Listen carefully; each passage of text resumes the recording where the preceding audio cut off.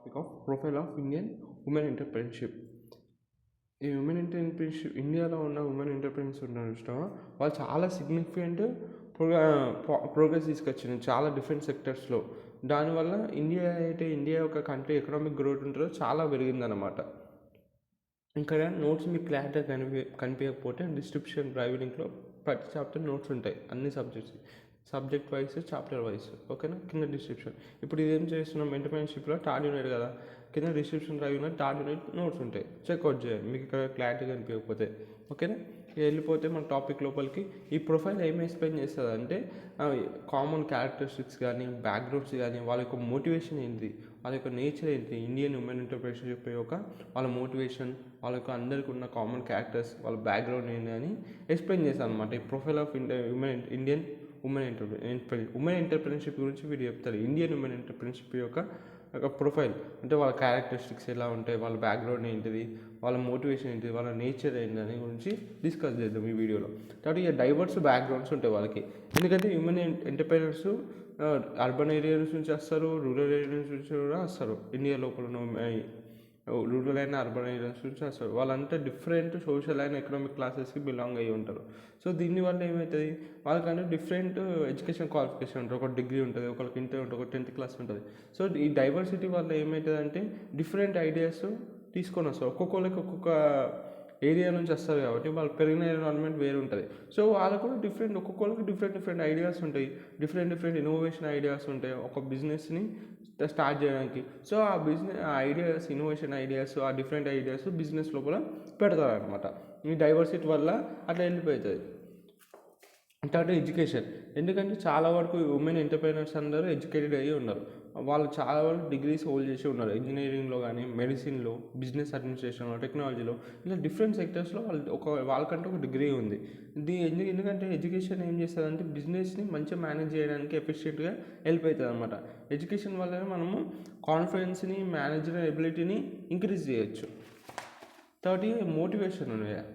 ఇది women entrepreneurs business ఎందుకు start చేస్తారు, అసలు ఇంట్లో కూర్చోవచ్చు కదా, మళ్ళీ ఎందుకు స్టార్ట్ చేస్తున్న బిజినెస్ అంటే వాళ్ళకి ఫైనాన్షియల్ ఇండిపెండెన్సీ కావాలా, జెండర్ ఈక్వాలిటీ కావాలా, వాళ్ళకంటే ఒక సెల్ఫ్ ఐడెంటిటీ కావాలా, సొసైటీలో వాళ్ళకంటే ఒక రికగ్నైజేషన్ ఉండాలి. వాళ్ళకంటే ఒక ప్యాషన్ ఉంది. మనకి ఎట్లా అబ్బాయిలకి ఎట్లా అమ్మాయిలకు కూడా ఒక ప్యాషన్ ఉంటుంది, ఇంట్రెస్ట్ ఉంటుంది. సో వాళ్ళకు ఒక ప్యాషన్, ఇంట్రెస్ట్ పోతున్నారు. అలానే అటు వాళ్ళ ఫ్యామిలీ లైఫ్ని నాశనం చేసుకోకుండా, ఇటు ప్రొఫెషనల్ లైఫ్ని నాశనం చేయకుండా రెండింటిని వర్క్ లైఫ్ బ్యాలెన్స్ చేస్తున్నారు. సో కొందరికి ఆపర్చునిటీ దొరికినాక వెళ్ళిపోతారు. అలా కొందరు ఆపర్చునిటీ డ్రివెన్ ఉంటారు, కొందరు తప్పక నెసెసిటీ డ్రివెన్ ఉంటారు. సో ఎనీహౌ వాళ్ళ మోటివేషన్ అనేది అలా వస్తుంది అన్నమాట. మోటివేషన్ నెసెసిటీ వలన, ఆపర్చునిటీ వలన డ్రివెన్ అయ్యి వాళ్ళు అలా స్టార్ట్ చేస్తారు, వాళ్ళు ఎంటర్ప్రెన్యూర్ అవుతారు. సో ఈ ఇండస్ట్రీ డైవర్సిటీ గురించి మనం మాట్లాడుకుంటే ఇండియన్ ఉమెన్ ఎంటర్ప్రెన్యూర్స్ ఏంటంటే వాళ్ళు డిఫరెంట్ సెక్టర్స్ ఉన్నారు. టెక్నాలజీలో ఉన్నారు, హెల్త్ కేర్లో, ఎడ్యుకేషన్లో, ఫ్యాషన్లో ఉన్నారు. నైకియా, ఎప్పుడైనా మీరు వినొచ్చు, నైకియా కంపెనీ, అది మన ఇండియన్ ఉమెన్ ఎంటర్ప్రెన్యూర్ ఫ్యాషన్లో ఉంటుంది. బ్యూటీ ప్రొడక్ట్స్లో, ఈ కామర్స్లో ఉన్నారు, అగ్రికల్చర్, మ్యానుఫ్యాక్చర్. సో వాళ్ళు అన్నీ ఏవైతే ఉమెన్ ఎంటర్ప్రెన్యూర్స్ ఉన్నారో వాళ్ళు చాలా ఇండస్ట్రీస్లో ఎంటర్ అయ్యారు, ట్రెడిషనల్ అండ్ మోడర్న్ ఇండస్ట్రీస్లో. ఇక టెక్ సావీ నేచర్ ఉంటుంది, వాళ్ళు డిజిటల్ ప్లాట్ఫామ్స్ని వాడుతున్నారు, వెనుకబడి లేరు. వాళ్ళు బిజినెస్ని social media, Instagram, YouTube, Facebook వాటితోని వాళ్ళ బిజినెస్ని ప్రమోషన్ చేస్తున్నారు. అలానే ఈకామర్స్ వెబ్సైట్స్ కూడా యూజ్ చేస్తున్నారు. అలానే ఆన్లైన్ మార్కెటింగ్ స్ట్రాటజీ ఏవైతే ఉంటాయో దానికి అడాప్ట్ అవుతున్నారు. సో ఎందుకంటే టెక్నాలజీస్ వల్లనే, ఎందుకంటే ఇప్పుడు అన్ని టెక్నాలజీ నడుస్తుంది కాబట్టి టెక్నాలజీ వల్లనే మనం కస్టమర్కి ఎక్కువ రీచ్ అవ్వచ్చు, మార్కెట్ అనేది వైడర్గా ఉంటుంది, పెంచవచ్చు అనమాట. అంటే అలాంటి కొన్ని ఛాలెంజెస్ ఫేస్ చేస్తారు. గ్రోత్ ఎలా ఉంటుంది కానీ గ్రోత్తో పాటు వాళ్ళంటూ కొన్ని ఛాలెంజెస్ ఫేస్ చేస్తారు. ఎందుకంటే వాళ్ళకి ఫైనాన్స్ అంత జల్దీ రాదు, లిమిటెడ్ యాక్సెస్ టు ఫైనాన్స్ అని చెప్పొచ్చు. అలానే జెండర్ డిస్క్రిమినేషన్, మేము అబ్బాయిలే చేయాలి, అలా డిస్క్రిమినేషన్ అనేది వస్తుంది. అలాగే ఫ్యామిలీ ప్రెషర్, నీకు ఎందుకు, నువ్వు అమ్మాయివి అని ఆ విధంగా ఫ్యామిలీ ప్రెషరు. అలా వర్క్ లైఫ్, అటు వాళ్ళ ఫ్యామిలీని చూసుకోవాలి, ఇటు వీళ్ళు బిజినెస్ని చూసుకోవాలి, అలా వర్క్ లైఫ్ ప్రాబ్లమ్స్ కూడా వస్తాయి. సో అయినా అమ్మాయిలు చాలా రిలయన్స్గా డిటర్మినేషన్ ఉంటారు కాబట్టి అది మనం చెప్పచ్చు. ఈ ప్రాబ్లమ్స్ అన్నింటినీ ఫేస్ చేస్తారు వాళ్ళు. తర్వాత సపోర్టివ్ ఎకో సిస్టమ్ ఉంటుంది. ఎందుకంటే ఇండియా కూడా చాలా సపోర్ట్ సిస్టమ్స్ని ఇంట్రడ్యూస్ చేసేది. లైక్ గవర్నమెంట్ స్కీమ్స్ని ఇంట్రడ్యూస్ చేసింది అమ్మాయిల కోసం, వాళ్ళకి లోన్ చేయడానికి. మెంటర్షిప్ ప్రోగ్రామ్స్ పెడుతుంది ఎప్పటికప్పుడు. ఫైనాన్షియల్ అసిస్టెన్స్, దాన్ని ఎట్లా మేనేజ్ చేయాలి పైసల్ని అని. ఉమెన్ ఎంటర్ప్రెన్యూర్ నెట్వర్క్స్ పెడుతుంది. దానివల్ల వాళ్ళ నెట్వర్క్స్ అనేది కనెక్షన్స్ అని పెడుతుంది. దీనివల్ల వాళ్ళ యొక్క గ్రోత్ అండ్ సస్టైనబిలిటీ అనేదికి హెల్ప్ అవుతుంది అన్నమాట. ఇండియన్ గవర్నమెంట్ కూడా హెల్ప్ చేస్తుంది.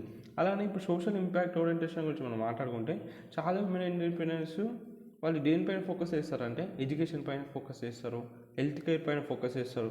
అలా ఎన్విరాన్మెంట్ సస్టైనబిలిటీ పైన సపోర్ట్ అయ్యేటట్టు చేస్తారనమాట. వన్ టువర్డ్స్ ఇంకా ఉమెన్కి ఎంప్లాయ్మెంట్ క్రియేట్ చేయడానికి, దాన్ని ఉమెన్ ఎంపవర్మెంట్ అంటారు. అలా ఆ దృష్టిలో పోతారు అనమాట వాళ్ళు. దీనివల్ల the combine profile with social responsibility. So ఏదైతే ప్రాఫిట్ ఉన్నా వాళ్ళకి వచ్చే ప్రాఫిట్ని వాళ్ళకి సోషల్ రెస్పాన్సిబిలిటీతో టై చేస్తారు అనమాట. ఇక మనము నెట్వర్కింగ్ అండ్ కొలాబరేషన్స్ మాట్లాడితే, వాళ్ళు పార్టిసిపేట్ ఇన్ డిఫరెంట్ బిజినెస్ అసోసియేషన్స్లో పార్టిసిపేట్ అవుతారు. వాళ్ళ నాలెడ్జ్ని షేర్ చేసుకుంటారు వేరే అదర్ ఎంటర్ప్రైనర్స్తోని.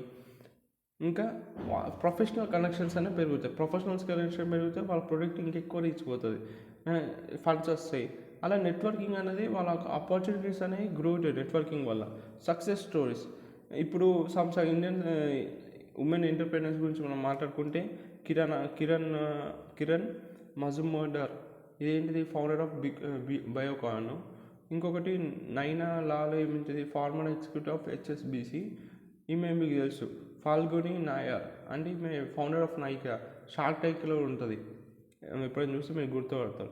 వీళ్ళందరూ ఉమెన్స్ ఏం చేస్తున్నారు, ఏవైతే యంగ్ ఉమెన్స్ ఉంటారో వాళ్ళకి, ఉమెన్ ఎంటర్ప్రైనర్స్కి ఒక ఇన్స్పైరేషన్ లాగా అవుతున్నారు. అది మనం కూడా చేస్తే సక్సెస్ అవ్వచ్చు అని వాళ్ళకంటే హోప్ వచ్చింది. వీళ్ళు సక్సెస్ అయ్యి చూపించినారు కాబట్టి ఉమెన్స్ అయినా కూడా.